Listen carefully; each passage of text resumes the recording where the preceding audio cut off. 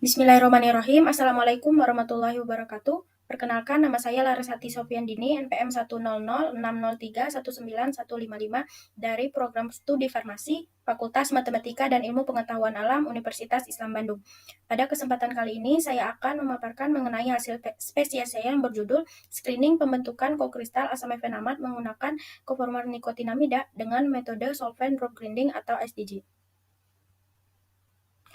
Menurut Husni 2017, pengembangan formulasi dan sistem penghantaran obat lebih dari 40% senyawa obat baru itu tergolong dalam BCS kelas 2.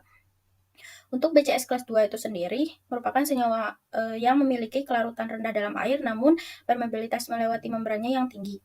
Hal ini akan mempengaruhi proses atme obat di dalam tubuh karena obat dapat diabsorpsi dalam keadaan terlarut terlebih dahulu hingga menimbulkan efek yang diinginkan. Salah satu contoh dari BCS kelas 2 yaitu asam efenamat yang digunakan pada penelitian kali ini untuk memperbaiki sifat fisikokimia yaitu kelarutannya dapat dilakukan modifikasi struktur fisik menjadi kokristal.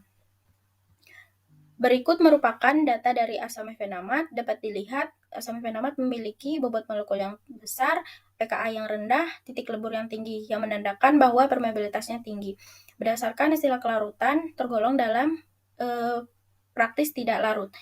Berdasarkan rumus laju disolusi yang telah saya tampilkan, parameter yang sangat berpengaruh dalam meningkatkan laju disolusi yaitu parameter kelarutan dan parameter luas permukaan. Kokristal merupakan kristal kompleks yang terdiri dari zat aktif dengan penambahan koformer yang saling berikatan secara ikatan hidrogen dalam kisi kristalnya. Ikatan hidrogen itu sendiri merupakan ikatan yang terjadi antara atom H dengan atom O, N, F yang akan merubah titik leleh dari senyawa. Desain kokristal itu melibatkan sinton supramolekular yang menerangkan gugus fungsi yang saling berkaitan dalam kisi kristal. Terdapat dua jenis yaitu homosinton yang sejenis atau heterosinton gugus fungsi yang berbeda jenis.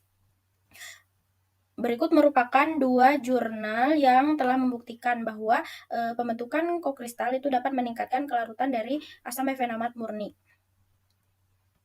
Untuk koformer sendiri merupakan agen kokristalisasi yang dapat meningkatkan kelarutan zat aktif yang terikat dalam kisi kristal. Untuk koformer yang digunakan yaitu nikotinamida yang memiliki kelarutan yang mudah larut dalam air, kemudian titik lelehnya rendah, dan memiliki keelektronegatifan yang tinggi. Selanjutnya, berikut merupakan rumusan masalah, tujuan, dan manfaat dari penelitian. Berikut merupakan metodologi penelitiannya.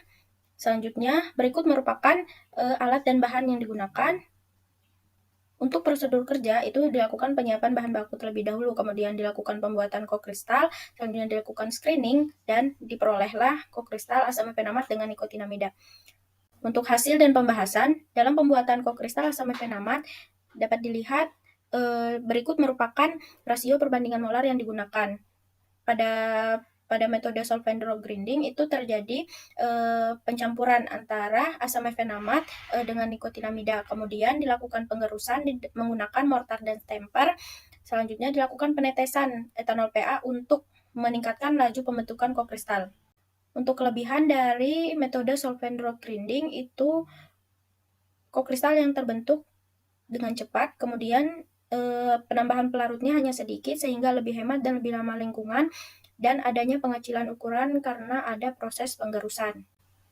Untuk hasil screening titik leleh dengan alat melting point aparatus dapat dilihat titik leleh dari asam efenamat dan nikotinamida itu sudah sesuai dengan literatur, dan pada kokristal itu telah terjadi penurunan titik leleh yang menandakan bahwa telah terbentuknya ikatan hidrogen yang merubah titik leleh dari senyawa yang terbentuk.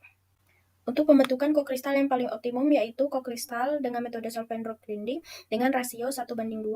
Dapat dilihat kokristal ini memiliki titik leleh yang paling rendah sehingga kemungkinan tingkat kelarutannya paling tinggi. Berikut merupakan kesimpulan dari penelitian. Berdasarkan hasil screening menggunakan alat melting point aparatus, terjadi penurunan titik leleh pada kokristal dengan rasio perbandingan 1:1, 2:1, dan 1:2 menggunakan metode solvent drop grinding masing-masing adalah 164 derajat Celcius, 184 derajat Celcius, dan 159 derajat Celcius. Modifikasi pembentukan kokristal asam efenamat dengan nikotinamida yang paling optimum yaitu kokristal metode solvent drop grinding dengan rasio 1:2 karena memiliki titik leleh paling rendah yaitu 159 derajat Celcius. Berikut merupakan daftar pustaka yang digunakan.